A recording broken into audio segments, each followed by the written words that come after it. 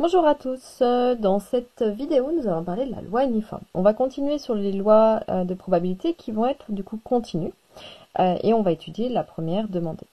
Donc au niveau des lois continues, je vais reprendre ce que j'ai dit dans la vidéo précédente. Dans la vidéo précédente, on avait l'intervalle de 0 jusqu'à 10 et à l'intérieur de ça, on choisissait en fait un nombre quelconque, un nombre réel. Et je vous ai dit que dans ces cas-là, j'ai une répartition qui est de cette forme-là. Et ici, à une hauteur, du coup, qui était similaire à celui de discret de 1 dixième. En fait, elle a un nom. Ça s'appelle la loi uniforme, parce que du coup, j'ai autant de chances pour chacun de ces nombres de tomber, qui s'appelle la loi uniforme, donc sur 0, 10. Alors, elle se note avec un grand U. Si X est ma loi, on va dire grand U pour uniforme. Et après, on nomme l'intervalle où, à quoi elle correspond, sur l'intervalle sur lequel on choisit notre élément. Et donc ici, il va y avoir plusieurs choses qui vont m'intéresser. Donc moi, ça c'était le petit exemple liant avec ce qu'on avait fait précédemment dans la vidéo précédente. On va partir maintenant de manière générale, puisque du coup, je peux choisir des nombres dans n'importe quel intervalle. Donc, je vais regarder la loi uniforme sur l'intervalle qui s'appelle l'intervalle AB. Donc ça veut dire qu'on va noter X suit U entre l'intervalle AB. Donc dans ces cas-là, j'ai besoin de sa densité de probabilité, c'est-à-dire la fonction qui la représente. Ici, ça, la courbe qui est ici, la courbe qui est en rouge, c'est ce qu'on appelle en fait la densité de probabilité. Pour la loi uniforme sur l'intervalle 0,10. Donc nous, si on fait la densité de probabilité de cette fonction, de cette loi, eh bien du coup, j'ai en répartition la taille de mon intervalle. Eh bien, c'est une taille B-1. C'est la longueur entre la borne supérieure moins la borne inférieure. Et du coup, la hauteur de ma loi uniforme va être 1 sur B-1. J'ai une chance parmi la taille de mon intervalle de tomber entre guillemets sur un élément. Donc j'ai placé mon intervalle AB, j'ai ma hauteur qui est ici à hop, ça c'est ma fonction.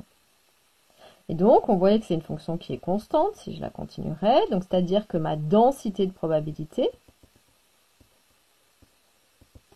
c'est f de x qui vaut 1 sur b-1. Et donc c'est une fonction qui est constante, elle est en représentation graphique horizontale. Donc ça c'est la première chose du coup à retenir qui est important. Là-dedans, je vais vouloir calculer des probabilités. Donc, dans le calcul des probas, dans la vidéo précédente, on a vu que dans le cadre continu, puisque du coup, ici, ce qu'il faut retenir, c'est que L, ça va être une loi qui est continue. Je ne suis plus dans le discret, comparé à binomial ou poisson. Ici, je suis dans quelque chose qui est lissé. Donc, je veux calculer, par exemple, la probabilité d'avoir un nombre dans l'intervalle CD. Donc, c'est-à-dire que j'ai mon CD qui est ici, je le place à l'intérieur. Et on avait vu que c'était une histoire de répartition de nombre d'éléments dans l'intervalle comparé au tout. Donc ici, en fait, ça correspondrait à la partie là. L'air qui est là, ça correspondra à ma probabilité d'avoir un nombre dans l'intervalle CD.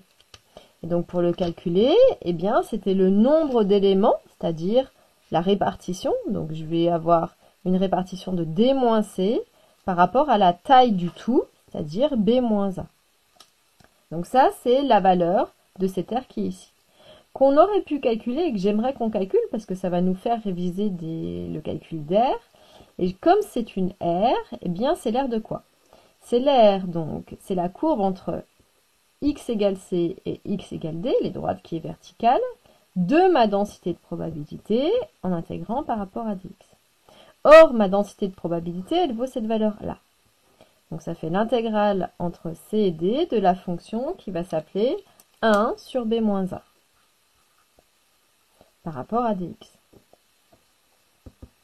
Comme ça, c'est une fonction qui est constante, sa primitive, c'est 1 sur b-a fois x,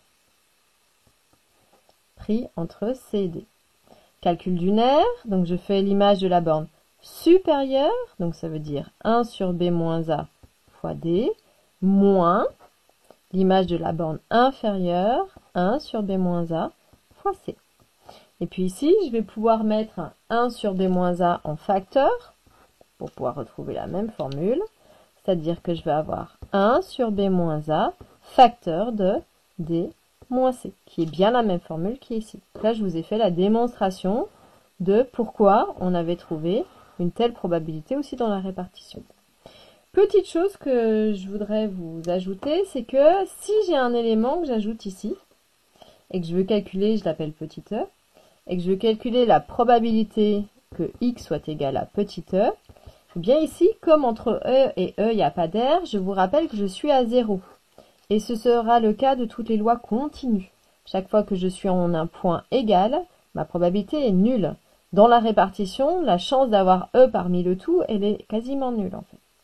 Ce qui veut dire que ici, en fait, que je prenne c ou que je ne prenne pas d ou que je prenne d, en fait, ça va avoir aucune importance, aucune influence dans la répartition, le nombre d'éléments par rapport au tout. Ça veut dire que cette probabilité, elle vaudra aussi bien ça que ça. Ou alors, j'exclus mes deux bornes. Ou alors, je prends C, mais j'exclus D. En fait, ça n'a aucune importance, puisque en C et en D, j'ai une probabilité qui est nulle. Donc, ces éléments-là, ils ne vont pas influencer dans la probabilité. Donc ça, c'est au niveau du calcul des probabilités. Hop, à savoir. Donc ici, comme ça, c'est simple, vous n'êtes pas obligé de redémontrer à chaque fois. C'est la valeur, la longueur de l'intervalle par rapport à la longueur du tout. Dernier élément que je vais ajouter au niveau des éléments caractéristiques à savoir, ça va être l'espérance, la variance et l'écart type. Donc ça, c'est les éléments dont on aura besoin pour caractériser cette loi dans les exercices. Donc l'espérance, je rappelle que l'expérience, en fait, c'est une moyenne. Donc ça, c'est un truc qui est super important. Et bien, dans cet intervalle-là, en moyenne, le nombre moyen, ça va être celui qui va être au milieu.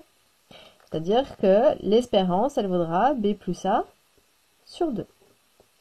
Donc la variance grande V de x, elle vaudra b moins a au carré sur racine de 12. Pardon, sur 12. Il n'y a pas de racine ici. J'ai pas de blanche, désolée.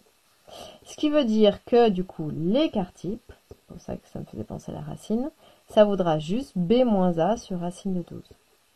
Donc nous, dans les exercices, ce dont on va avoir besoin, ça va être effectivement de la formule pour la moyenne, et puis surtout l'écart type pour avoir la fluctuation.